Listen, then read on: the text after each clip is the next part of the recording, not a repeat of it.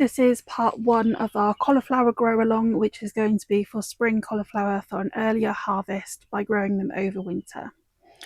So the variety that I'm going to be growing is the variety all year round. If you are growing a different variety, just make sure that it is a winter hardy, so a spring variety. When it comes to spacing of these plants over winter, it's definitely a good idea to space our plants out a little bit more. This is going to allow them the maximum amount of light that they can have in the lower light periods that we're going to be experiencing. So I tend to space mine at around 18 inches each, and in the summer you might get away with sort of 12 inches, but I don't think it's worth risking during the winter to put them that bit closer together. If there's any issues with rotting and things like that, then we're going to find it more so over the winter period. Growing over winter is also going to give us the opportunity not to have as many issues with the pests. So the flea beetles and the butterflies and things like that are not going to be an issue for these plants. They will benefit from being grown in a tunnel or a greenhouse if you have that ability. This is just going to help them not be battered continually by ongoing wind and wet and things like that. But if you don't have that, then growing them under a net is also an option. This could be something, depending on the type of winter that we have, that isn't likely to give you as much of a result as growing them under cover. So it really depends whether or not you want to take that risk. Cauliflowers want a germination temperature of anywhere really between 12 and sort of 22 Celsius. So we don't want it to be too cold. So as we do have a couple of nights of lower temperatures coming up, it may be worth making sure that you take them into the house initially just to help that germination, and then pop the seedlings somewhere outside. Although at this time of the year it is still worth making sure that they are behind a net, because the butterflies may lay eggs on these seedlings and we want to avoid them being munched straight away. These plants are also going to replace our plants that are currently in the ground. So what we will do is we will continue to pop them up until we have space in the polytunnel or in the beds outside to plant them following what ones come out. And then this is something to also consider at the other end of the year.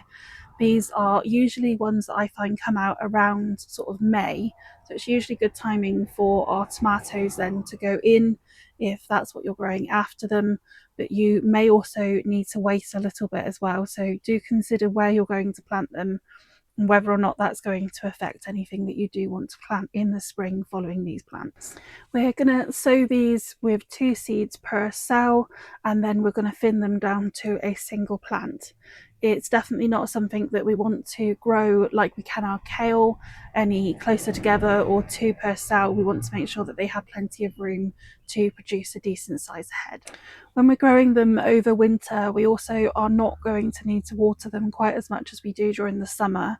So if you are growing them on a plot, an allotment, then if you can't get there too often, that isn't something that really should be something to worry about. These plants are likely to produce heads at a similar time to each other. So if you're not going to be absolutely inundated with cauliflower cheese, or you don't have space in your freezer to store them for later, then it is definitely worth not growing too many. I tend to find that around 5 plants is perfect for us. By growing them over winter, another thing that we're going to find is they are less likely to bolt and run to seed quicker than they should do.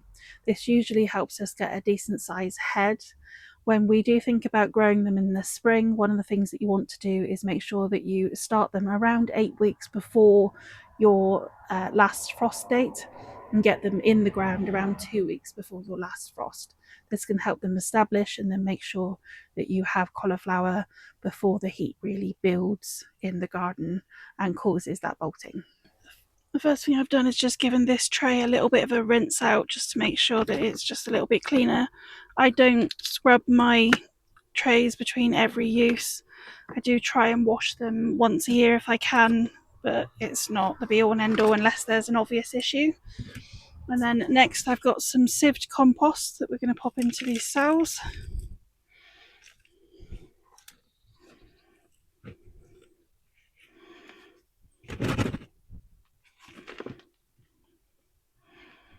And just gently push them into the holes and wash that back over.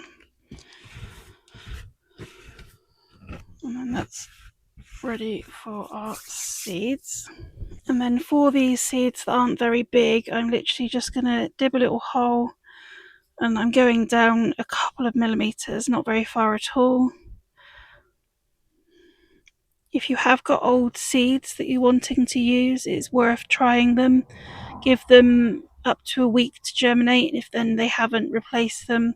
The brassica seeds are usually very good at lasting quite well. So all of these are going to be the cauliflower. So we just need the one label in this one today.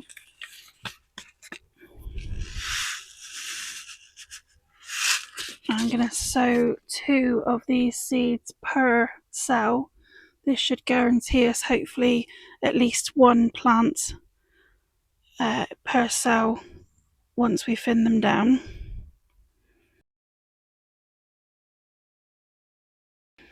Don't worry if you do end up with a few more in each cell, we'll just thin that down when they have germinated.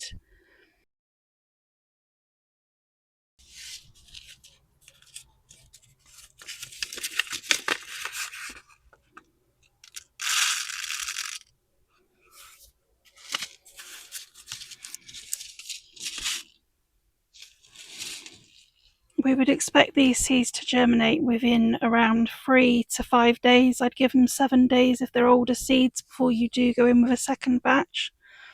And then rather than covering over again with a little bit more soil, I'm just going to gently push over each of them, but you could just put a tiny bit more on the top and then flatten it back out again.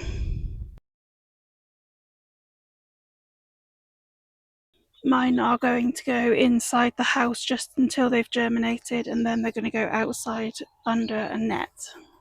I'm just going to gently water these in.